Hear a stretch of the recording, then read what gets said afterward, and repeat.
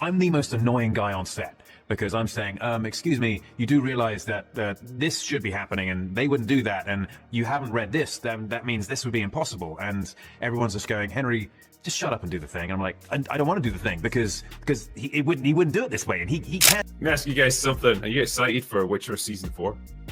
Isn't it out right now on Netflix? Just coming out, and the reviews have started to drop. So Because I looked on Rotten Tomatoes, and bear in mind, given the backlash, I would expect a little bit of review bombing. So people who haven't seen it but who hate the concept. Oh no, you're behind, Drinker. It's down to, has it changed? It's down to 17. The meltdown didn't begin with a trailer or a leaked clip. It began with a feeling. That sudden drop in your stomach when something beloved is slipping away in real time. Fans who once defended every flaw of The Witcher suddenly found themselves staring at a show that didn't even resemble the world they fell in love with. Ratings were crashing, rumors were spiraling, and Netflix acted like everything was fine. But everyone watching knew something had snapped. Witcher, Witcher, Witcher! There's fish people drowning our sheep in the river!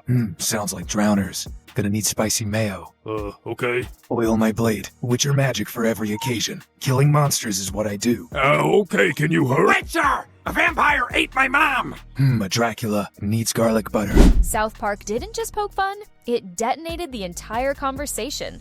Their parody tore through the internet like wildfire, ripping open wounds the fanbase had been screaming about for years. In 20 minutes, the show exposed what millions already sensed. The Witcher had lost its soul. Clips flooded TikTok, memes spread across Reddit, and suddenly the world wasn't laughing with Netflix anymore. It was laughing at them. Then, without warning, Henry Cavill, the one person everyone thought would stay silent forever, broke the entire internet with a single line, no anger, no bitterness, just a quiet truth that hit harder than any headline or outrage post. And that one sentence turned a controversy into a cultural moment. Fans felt vindicated. Executives felt exposed. And I guess bringing in a new White Wolf at this point in the season, a bold move and a tall order for Liam. And of course, he wanted to honor the character that had already been set up because he knows that he's stepping into a role. But at the same time, he wanted to make sure that his performance was authentic, that it felt like him, that he wasn't playing and mimicking anything. And the entire industry felt a ripple. Because what happened next wasn't just backlash, it was a revolution. Cavill's calm voice ignited a fire Netflix couldn't contain.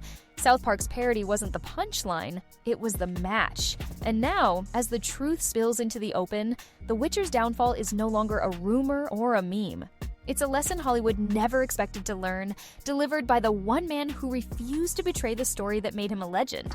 Millions of people are canceling their Netflix subscriptions. Why Netflix stock is absolutely tanking right now. I mean, it is just collapsing totally in the red. And you can see that it is on a massive downward slope this month. It's cratering.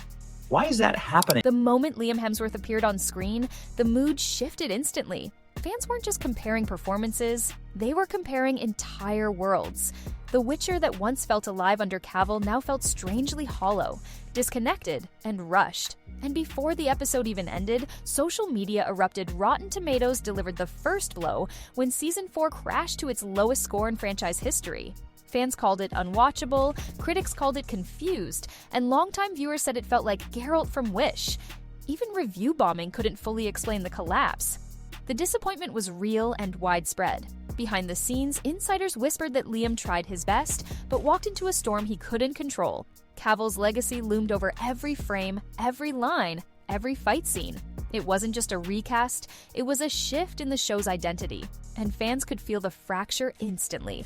For Netflix, the warning signs were clear, but the response was slow and tone-deaf. Instead of addressing concerns, the company pushed ahead as if nothing was wrong. And that denial only fueled the fire, setting the stage for a meltdown far bigger than a single performance. The subscriber crash hit like an earthquake. Netflix reported losing over 1 million users in a single quarter, and the numbers spiraled even faster in the months that followed. Fans openly admitted they were canceling their subscriptions because The Witcher had lost everything that made it special. The loyalty once built on storytelling now crumbled under corporate choices. Investors began asking questions Netflix couldn't answer. Why were viewers abandoning a flagship fantasy series? Why were ratings plummeting across markets? And why did every financial call include a mention of The Witcher's collapse? Panic spread through the company faster than they expected. Commentary channels and entertainment analysts amplified the fallout. Every chart, every decline, every dip in engagement pointed to the same problem. Fans had stopped caring. When the heart of a franchise dies, even millions in marketing can't bring it back. Netflix was learning this in real time. And as the numbers sank, one thing became undeniable. The damage wasn't temporary, it was structural. The Witcher wasn't just slipping, it was falling apart at the center. And the world was watching as the once promising franchise spiraled toward disaster. Then came the episode that changed everything. South Park didn't just joke about The Witcher, it dismantled it piece by piece. The parody mocked the recast, the writing, the showrunner, and the corporate meddling fans had suspected all along. It wasn't a joke anymore, it was a warning. In the episode, the parody of Lauren Hisrich bragged about rewriting beloved stories for metrics. The fake Witcher actor asked what his motivation was, only to be told he existed for global reach. Fans watched the scene and gasped because it felt too real. Painfully real. South Park had exposed the rot. Clips flooded TikTok within minutes. YouTube channels uploaded breakdowns. Twitter threads turned into digital bonfires. Fans across the world said South Park captured The Witcher's downfall more truthfully than Netflix ever had. It didn't take long for hashtags to explode into global trends. And from this chaos, one question spread through the fandom.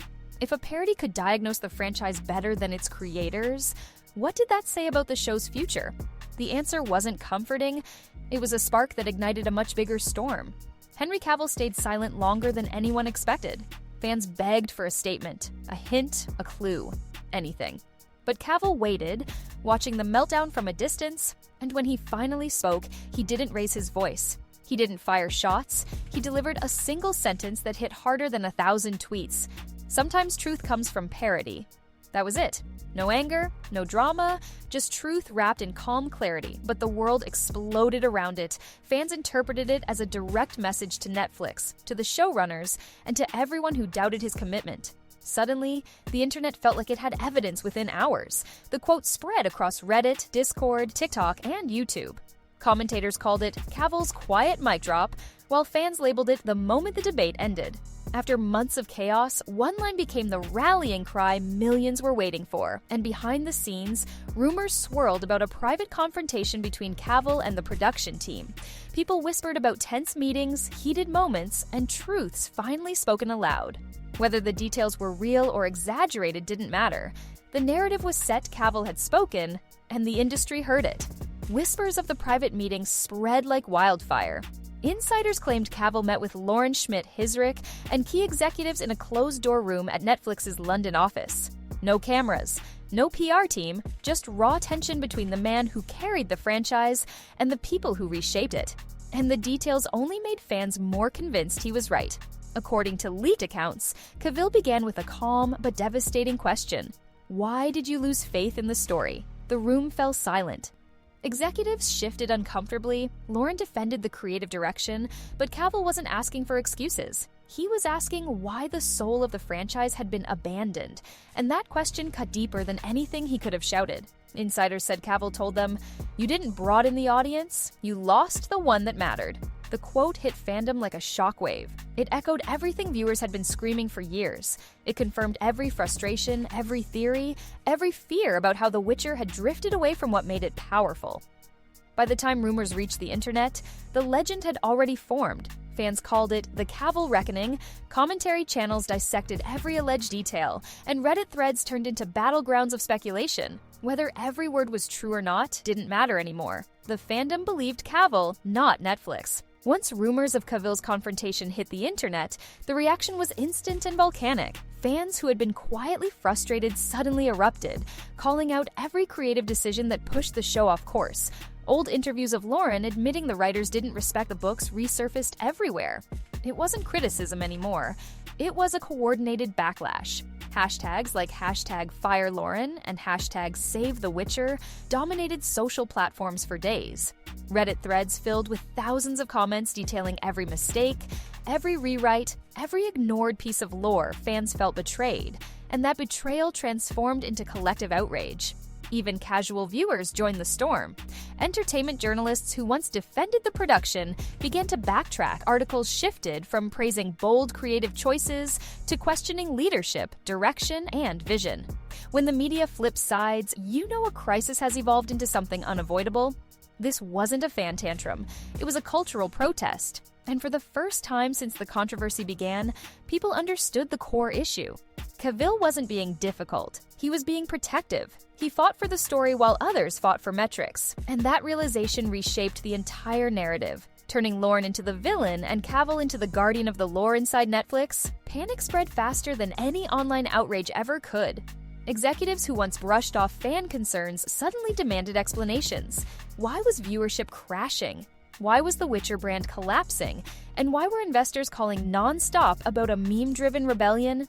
The answers weren't comforting. Reports leaked that Netflix held emergency meetings to reassess marketing, pacing, and even the show's creative direction.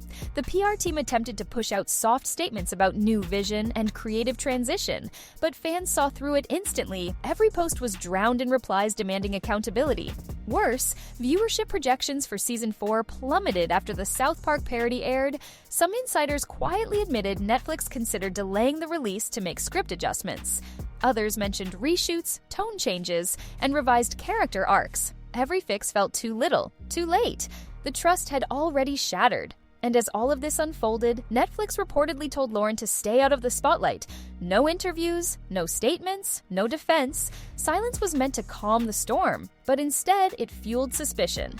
To the fans, quiet didn't look strategic, it looked guilty.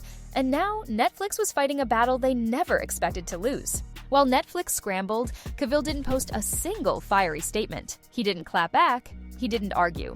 Instead, the fandom dug up old interviews where he talked about honoring the story, respecting lore, and protecting the work of the original author. Suddenly, his silence felt powerful, almost legendary. One clip in particular went viral again. Cavill saying, "Serve the story, not yourself." Fans reposted it across every platform, framing it as the ultimate message to Netflix. The phrase became a mantra.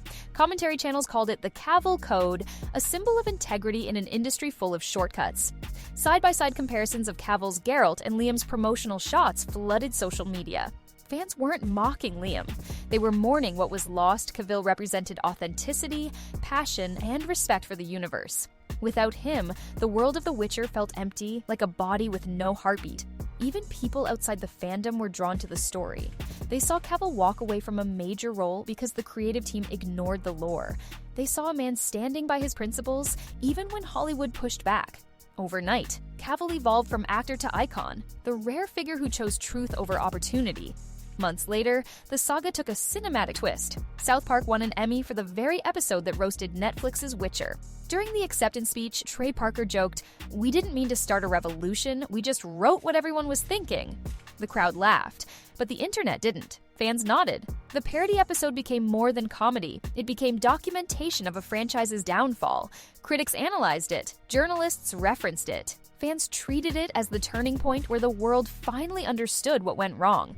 South Park didn't exaggerate. It revealed the truth wrapped in satire. As the episode gained awards and praise, Netflix faced a new wave of embarrassment. Every headline tied the Emmy win to The Witcher's failures. Every discussion circled back to Cavill's departure. And every viral clip reminded viewers why the show fell apart in the first place. Through it all, Cavill's calm comment, "Comedy hits hard when there's truth," resurfaced again. Fans said it sealed the legacy of the moment. The parody didn't destroy The Witcher, reality did. South Park simply held the mirror. In the end, the destruction of The Witcher wasn't caused by a recast or a parody. It came from forgetting what made the story special. Hollywood chased trends, rewrote lore, and ignored the fans who built the world into a phenomenon. But Cavill stood firm, refusing to bend the truth for convenience. His quiet defiance reshaped the entire conversation around storytelling. Fans now celebrate authenticity, passion, and respect for the source material. Values Cavill embodied from day one. The Witcher may have stumbled, but Cavill's principles never did. And that contrast created a legend bigger than the show itself. As Netflix struggles to repair the damage, Cavill moves forward into new worlds, new projects, and new opportunities where his vision actually matters. Fans follow him not because of a character, but because of the man behind it. Someone who cared when others didn't. And now, As the dust settles, one truth remains unshakable. The Witcher didn't lose Henry Cavill. It lost the only person who truly respected its soul.